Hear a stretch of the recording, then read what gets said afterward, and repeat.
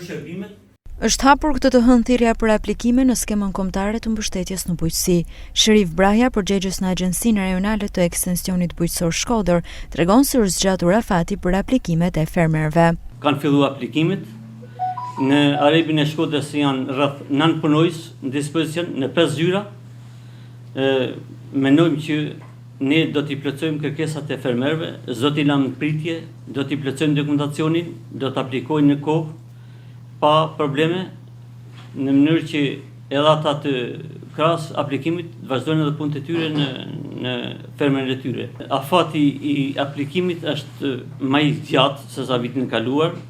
Fillon në 14 prill dhe përfunon me 30 maj. Brahja tregon për dokumentet që duhet plotësojnë fermerët për të shpallur fitues. Dokumenti i tokës, i marrjes tokës në pronësi, është certifikata pronësisë ose AMTP-ja, akti i marrjes tokës në pronësi, me hartën treguese dhe me kartelën e pasurisë, ata që kanë tapin e rregullt. Ndërkohë që sektorët që subvencionohen nga qeveria janë të larmishëm. Në plegëtori financohen mbashtrimi i gjellit, i të imtave, i bletarisë dhe i viçave. Në bimë të arave subvencionohet bimë medicinale me 30.000 lekë për hektar.